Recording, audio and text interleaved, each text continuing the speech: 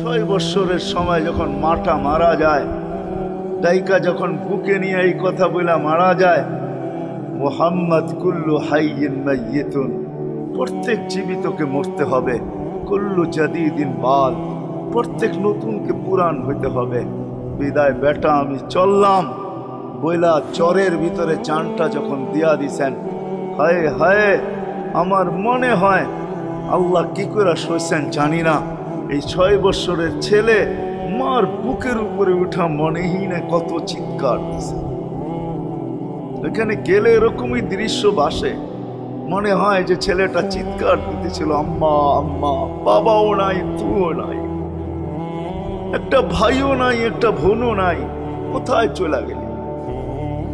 6 বছর বয়সের থেকে আবু তালেব, 6 বছর 6 মাস বয়সের থেকে 6 বছর 6 মাস বয়সের সময় দাদা মারা যায়।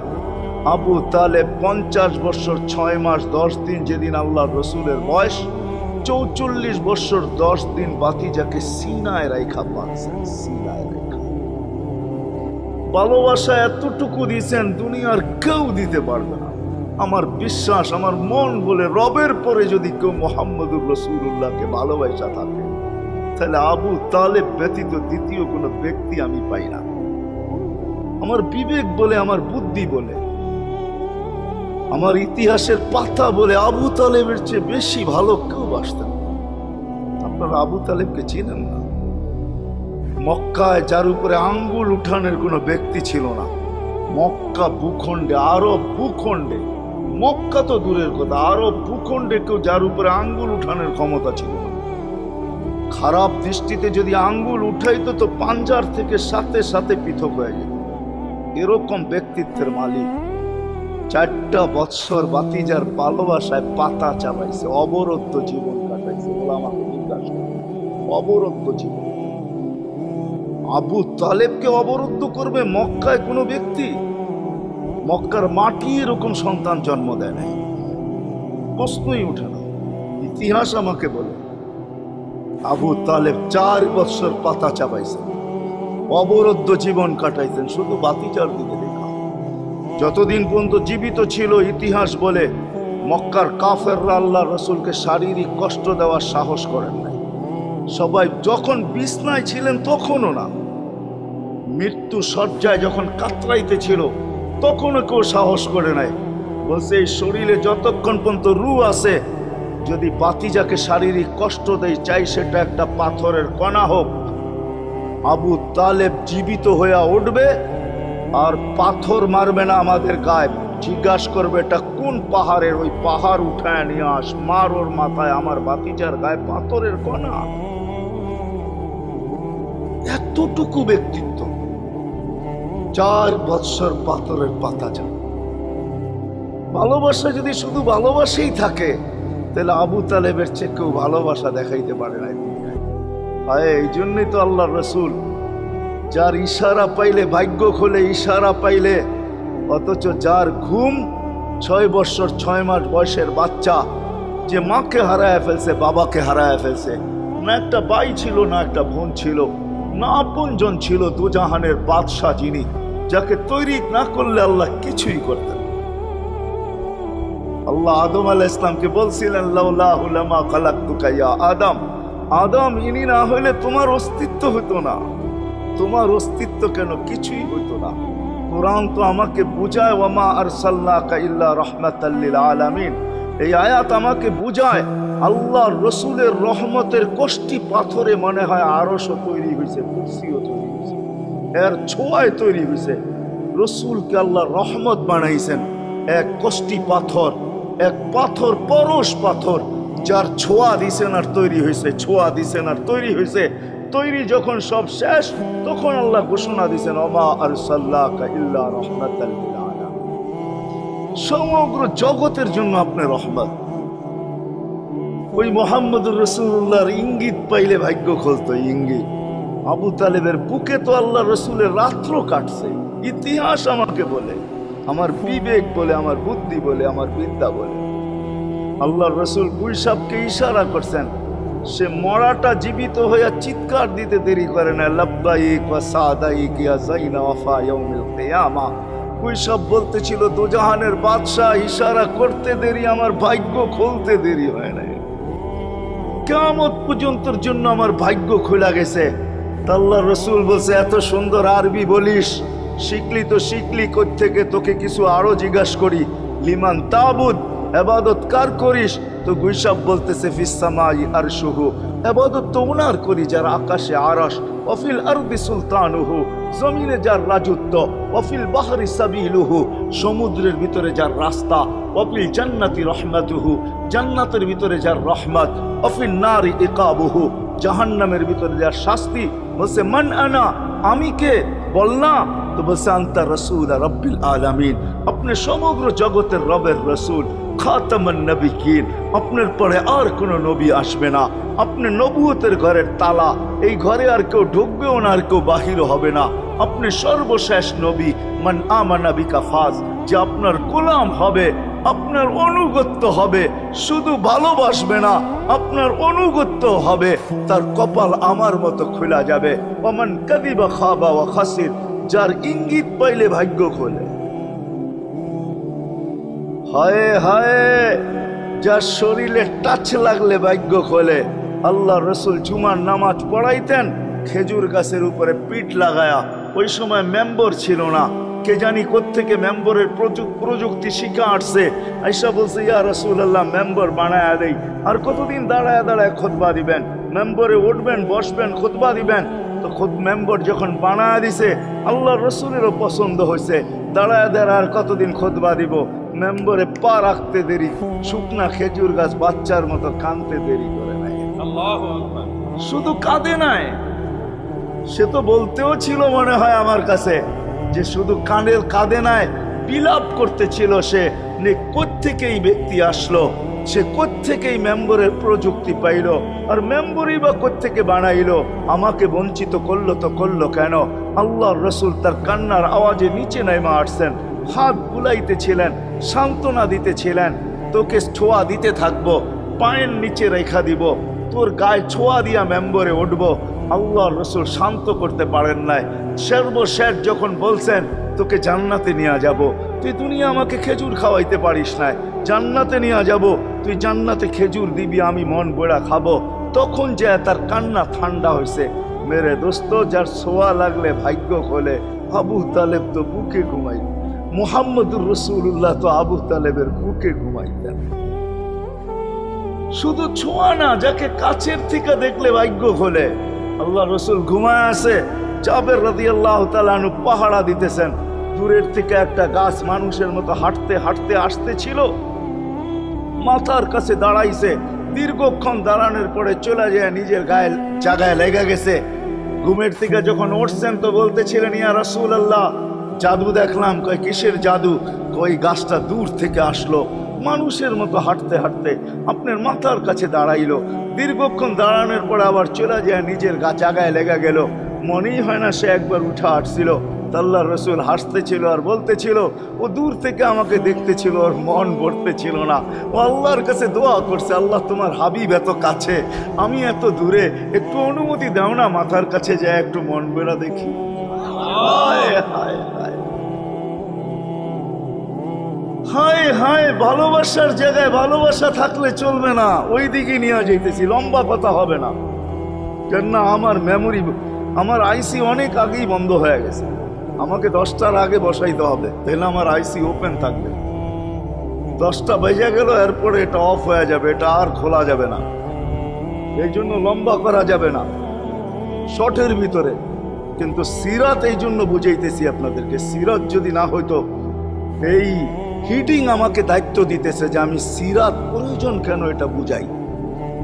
ডাইনে বামের কথা না বলি, সিরাত কেন প্রয়োজন, কতটুকু প্রয়োজন, শ্বাসে শ্বাসে প্রয়োজন না কদমে কদমে প্রয়োজন, জীবনের প্রত্যেক পর্বে পর্বে প্রয়োজন না শুধু আখেরাতে প্রয়োজন, দুনিয়ায় প্রয়োজন না? না না, এটাই বুঝাইতে চলতেছিলাম আপনাদের, যে রসুলকে কাছের থেকে দেখলে ভাগ্য খোলে, যার কথা মানতে পারলে ভাগ্য খোলে। হায় হায়, কেমনে বুঝাবো? জানোয়ার চিনছে, আমরা চিনি নাই। বিদায় হজের দিন আল্লাহর রসুল সাল্লাল্লাহু আলাইহি ওয়াসাল্লাম উট জব করছেন, উট 100-র উপরে উট জব করছেন, 40টার মতো নিজের হাতে করছেন, বাকিগুলা আলী রাদিয়াল্লাহু তাআলা আনহু করছেন। যখন আল্লাহ রসুল করতেছিল তো উটদের ভিতরে ঝগড়া চলতেছিল, কার আগে কে আসবে আর হুজুরের শরীর নিচে গলা দিবে। উট চিনছে, আমরা চিনি। এই জন্যই তো প্রথমে বললাম একজনও পাওয়া যাবে না। চুল শতবার কাটলাম, আজ পর্যন্ত একবারও উচ্চারণ করলাম না সেলুনে যায়া যে আজকের চুল আমাকে নবীর স্টাইলে কেটে দেবে। তোর সব স্টাইল, আমি নবীর স্টাইলে কাটতে আসছি, আমাকে নবীজির স্টাইলে কেটে দিবে। কি বলছেন কোনোদিন কেউ? হাত উঠে বলেন, কেউ বলছেন কোনোদিন? না না না না না। আপনি ভালোবাসেন বটে, কিন্তু আমার বিশ্বাস যদি একদিনও বলতেন আর একদিনও কাটতেন, তা আল্লাহ রসুলের সিরাত আদর্শ এতটুকু দামি, একদিনের চুল কাটা আপনাকে জান্নাতে নিতে পারবো। একদিনের চুল বিশ্বাস হয় না? মনে হয় না যে একদিনের চুল কাটা দিয়া জান্নাতে যাব কি করে, ঠিক না? এই উম্মত তো এক নেকি দিয়া জান্নাতে যাবে। কয় নেকি দিয়া? একটা নেকি দিয়া জান্নাতে যাবে এই উম্মত। অন্য উম্মতের কথা জানি না আমি, এই উম্মত এক নেকি দিয়া জান্নাতে যাবে। নবীর একটা আদর্শের কারণে জান্নাতে যাবে। সিরত মানি আদর্শ, আর এটা আমরা কদমে কদমে মুহতাজ। কেননা এই ছোট জীবনটা যদি গ্রহণযোগ্যতা পর্যন্ত পৌঁছাইতে হয় আল্লাহর কাছে, চাই নারী হই, চাই যুবক হই, চাই বৃদ্ধ হই, যেই মানুষই হই না কেন, যেখানেরই হই না কেন, যেই বাসারই হই না কেন, যেই বর্ণেরই হই না কেন, যেই পেশারই হই না কেন, যেই সোসাইটিরই হই না কেন, এই জীবনটাকে যে গ্রহণযোগ্যতা পর্যন্ত পৌঁছাইতে হয় কার কাছে? দুনিয়া আলাদের কাছে না, মালিকের কাছে, যিনি এক ফোঁটা পানির থেকে অস্তিত্ব দিছেন, যার কাছে আবার আমাদেরকে ফিরা যেতে হবে। পালানের কোনো সুযোগ নাই। এই জন্যই কোরআন আমাদেরকে বোঝায় আইনাল মাফার। আল্লাহ বলতেছে কোথায় ভাগবে তুমি, বলো কোথায় ভাগবে? কবির কথাই সত্য, যদিও নাকি পালাও তুমি আকাশেতে লাগিয়ে সিঁড়ি লাগাও, যদি আকাশে চলে যাও তো আল্লাহ বলে তোমার বাগার কোনো সুযোগ নাই। কেননা ইল্লা বিসুলতান, ওইখানেও আমার রাজত্ব, এইখানেও আমার রাজত্ব, ডাইনো আমার রাজত্ব, বামে আগে পিছে উপরে নিচে সর্বত্র আমার রাজত্ব। আমার রাজত্বের বাহিরে যাওয়ার ক্ষমতা তোমাদের নাই। দ্বিতীয় কথা এটো, আইনা আনা মাআকুম আইনা মা কুনতুম, যেখানে যাবে ওইখানে আমি সঙ্গে থাকব, আমাকে দূর করতে পারবে না। যদি করো তাহলে তুমি থাকবে না, তোমার অস্তিত্বই থাকবে না। কেন আমাদের ভিতরে আল্লাহ নাই বটে, কিন্তু আল্লাহর একটা পাওয়ার আছে যেটাকে রূহ বলে। কুলির রূহ মিন আমরি রব্বি, আল্লাহর একটা পাওয়ার, একটা সিফত, সবচেয়ে শক্তিশালী পাওয়ার যেটা, ওটা আমাদের ভিতরে আল্লাহ ঢুকায় রাখছেন, যেটাকে আমরা রূহ বলি। কোরআনের ভাষায় রূহ বলে, বাংলা ভাষায় আত্মা বলে। যেটাকে আমরা আত্মা বলি ওটা আল্লাহর হুকুম ছাড়া কিছু না। আল্লাহ বলে ওটা মনে করে নাও আমি তোমার ভিতরে আছি, কেন এটা আমারই জিনিস। কুলির রূহ মিন আমরি রব্বি, আমাকে পৃথক করলে আর তুমি থাকবে না। তখন তোমার চক্ষু থাকবে আইন লা তানজুর, তোমার চক্ষু থাকবে দেখবে না। উদুন লা তাসমা, কান থাকবে শুনবে না। লিসান লা তানতিক, জবান থাকবে কিন্তু জিহ্বা থাকবে কিন্তু বলবে না। আকলুন লা তুমাইয়িজ, তোমার মগজ থাকবে ভালো মন্দ বুঝবে না। কলব লা তাতাফাক্কার, দিল থাকবে কিন্তু চিন্তা করার ক্ষমতা তোমার থাকবে না। ইয়াত লা তাফতিশ, হাত থাকবে ধরবে না। রিজল লা তামশি, পাও থাকবে চলবে না। তুমি হবে লাশ। ওই আল্লাহ পর্যন্ত যদি গ্রহণযোগ্যতায় পৌঁছাইতে হয়, ওইখান থেকে বাহির হয়ে গেছি। ভালো তো বাসি, কিন্তু আগেরটুকু জানি না। ও মেরে দোস্ত, শুধু ভালোবাসলে চলবে না। আবু তালেবের চেয়ে বড় ভালোবাসা আপনার আমার ছিল না। সাহাবাদের মতো ভালোবাসা আপনার আর আমার নাই। আছে নাকি? আবু তালেবের মতো ভালোবাসা ছিল। চলেন শর্ট করি। আবু তালেবকে নিজের হাতে আল্লাহ রসুল কবরে রাখছেন। যখন রাখতেছিলেন তখন চিৎকার দিতেছিলেন, আম্মি মা তারাক্তালি সাবিলা, চাচা কোনো রাস্তা রাখলেন না আমার জন্য। বলছিলাম কলেমা পড়েন, পড়লেন না। বলছিলাম ঠোঁটটা হেলান, হেলাইলেন না। বলছিলাম চুপ থাকেন, তাও থাকলেন না। সর্বশেষ একটা চিৎকার দিলেন, আলা মিল্লাতি আব্দুল মুত্তালিব, আব্দুল মুত্তালিবের ধর্মের উপরে চলে যেতেছি। এই কথা বইলা দুনিয়ার থেকে বিদায় নিলেন। চুপও যদি থাকতেন তো আমার জন্য কোনো সুযোগ হইতো। চাচা, ও চাচা, আমার জন্য কোনো রাস্তা রাখতেন। ভালোবাসা কাজে দিবে না। এই জন্য চলেন, জীবনটাকে গ্রহণযোগ্যতা পর্যন্ত পৌঁছাইতে হইলে কদমে কদমে মুহাম্মাদুর রাসূলুল্লাহর আদর্শ লাগবে, যেটাকে আরবি ভাষায় সিরাত বলে, যেটাকে কেরিয়ার বলে। আল্লাহর রসুলের কেরিয়ার লাগবে, আল্লাহর রসুলের আদর্শ লাগবে, আল্লাহর রসুলের সিরত লাগবে, আল্লাহর রসুলের চরিত্র লাগবে। এই জন্যই আল্লাহ কোরআনে বলছেন, লাকাদ কানা লাকুম ফি রাসূলিল্লাহি উসওয়াতুন হাসানা, তোমরা লিমান কানা ইয়ারজুল্লাহ, তোমরা যদি আমাকে পাইতে চাও তাহলে আমার আদর্শ সহজ করছেন, কঠিন করেন নাই। আল্লাহ কঠিন করতে পারতেন, আল্লাহ সহজ করছেন। কেননা আসলে উদ্দেশ্য ছিল আল্লাহকেই মানা, আল্লাহকে মানা উদ্দেশ্য ছিল।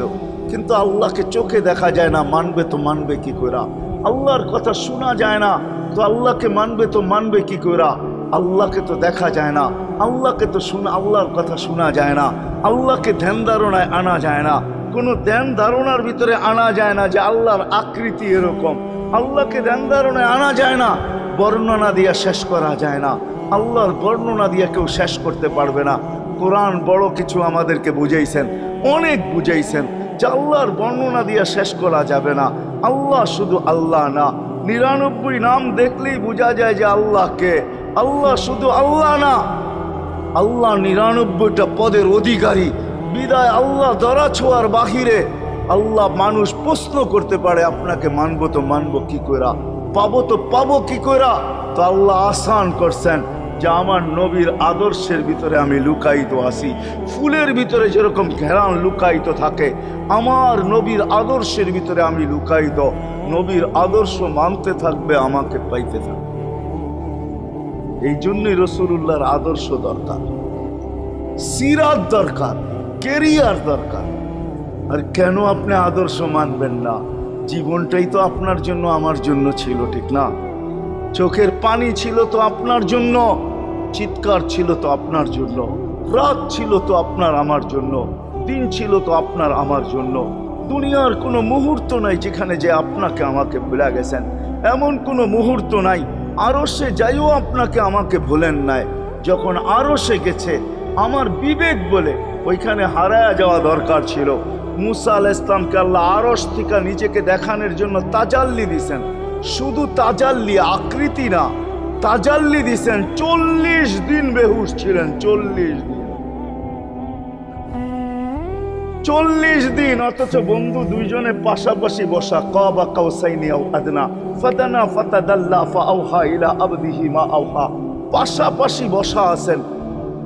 তীর ধনুক থাকলে আপনাদেরকে আমি দেখাইতে পারতাম কতটুকু কাছে হয়েছে। এরকম কাছে হারায় যাওয়া দরকার ছিল। আল্লাহ যখন জিজ্ঞাসা করছেন কি চাইতে আসছেন, আসআলুকা উম্মতি, এইখানে উম্মত চাবো না তো আর চাবো কি? এই সুযোগ পাবো আর পাবো কখন? এই টেবিলে উম্মত না উঠলে উঠবে কোথায়?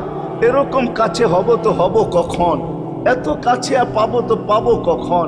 এত কাছে হব তো হব কখন? এরকম পরিবেশ হবে তো হবে কখন? আপনি এরকম খুশি আবার হবেন তো হবেন কখন? আপনি আমাকে ডাইকা নিয়ে আসছেন, মেহমান বানায়া, আপনি মেজবান, উম্মত চাই। আল্লাহ জিজ্ঞাসা করছে এইখানে উম্মত? তো যুক্তি দিতেছে, আনতা রব্বুল করিম আনান নবিয়্যুর রহিম কাইফা তুদাইয়ু হাদিল উম্মাহ বাইনাল কারীমি ওয়ার রহিম। শুরুতে আপনি, শেষে আমি। শুরুতে আপনি রব্বে করিম, শেষে আমি নবী রহিম। দুইয়ের মাঝে উম্মত জাহান্নামে চলে যাবে। আমি আমার মনকে বুঝাইতে পারবো না, আমি উম্মত চাই। আল্লাহ সান্ত্বনা দিতেছেন, কাসসামতুল কিয়ামাতা কিসমাইন, কিয়ামতকে 2 ভাগে ভাগ করছি। আমি জানি আপনি একাই চিৎকার দিবেন কিয়ামতের মাঠে উম্মতি উম্মতি বইলা, আর কেউ উম্মতকে স্মরণ করবে না। নবীরা তো মাকেও স্মরণ করবে না, বোনকেও স্মরণ করবে না, সবাই নাফসি নাফসি বলবে, আপনি উম্মতি বলে চিৎকার দিবেন। বিদায় কিয়ামত আপনার আর আমার মাঝে ভাগ, আর কারো মাঝে না। সালতো তা সাফি তো সাফা, ওই দিন আপনি চাইতে থাকবেন, আমি দিতে থাকবো, আপনি সুপারিশ করবেন, আমি মঞ্জুর করতে থাকবো। লা ইউখজি কাফি উম্মতি, আপনার উম্মতের ব্যাপারে আপনাকে আমি লজ্জিত করব না। কোরআন আসছে আল্লাহর রসুলের কাছে, অদ্দুহা ওয়াল লাইলি ইদা সাজা মা ওয়াদ্দাআকা রাব্বুকা ওয়া মা ক্বালা। এই সূরার ভিতরেই আছে সাওফা ইউতিকা রাব্বুকা ফাতারদা, আপনাকে আমি রাজি করে ছাড়বো। কোরআন যখন নাজিল হইতেন তো কি অবস্থা হইতো উলামারা জানে। আল্লাহর রসুল ঘামতে থাকতেন, এতটুকু কষ্ট হইতো, কখনো কখনো বলতেন কাদার রু আইয়াখরুজ, মনে হয় আমার রুটা বাহির হয়ে চলে যাবে। ওই কষ্টের ভিতরে জিবরিল যখন সাউফা ইউতিকা রাব্বুকা ফাতারদা পড়তেছিল, ওইখানেই থামায়া দিছে, জিবরিল থামো। বলছে কেন, সূরা এখনো শেষ হয় নাই। বলছে থামো, আল্লাহ আমাকে রাজি করতে চাইতেছেন, আমি এই মুহূর্তে আল্লাহর কাছে কিছু চাইতে চাইতেছি। বলছে তোমাকে সাক্ষী রেখা। বলছে কি চাবে? তো চিৎকার দিয়া বলতেছে ইলাহি লান আরদা, ইলাহি লান আরদা হাত্তা ইয়াকুনা ওয়াহিদ মিন উম্মতি ফিন নার। ও মাবুদ, ও ইলাহি, ও আল্লাহ, এক উম্মত জাহান্নামে থাকা পর্যন্ত আপনার উপরে রাজি হব। আল্লাহ, এক উম্মত থাকা পর্যন্ত রাজি হব না। যে আরশে যায় বলে না, কিয়ামতের মাঠেও বলবে না। উম্মতি চিৎকার দিবে, হাসান হোসাইন দিবে না। হাসান হোসাইন কলিজার টুকরা ছিল, কোনো একদিনের কাহিনী। হাসান হোসাইন জিজ্ঞাসা করছে, নানা যান আপনি উত্তম না আমরা উত্তম? আল্লাহ রসুল সাদা সিধা জবাব দিছে, আমি উত্তম, আমি সাইয়্যিদুল আউয়ালিন ওয়াল আখিরিন, আনা সাইয়্যিদু উলদি আদম, লিওয়াউল হামদি বিয়াদি ইয়াউমাল কিয়ামা। হায় হায়,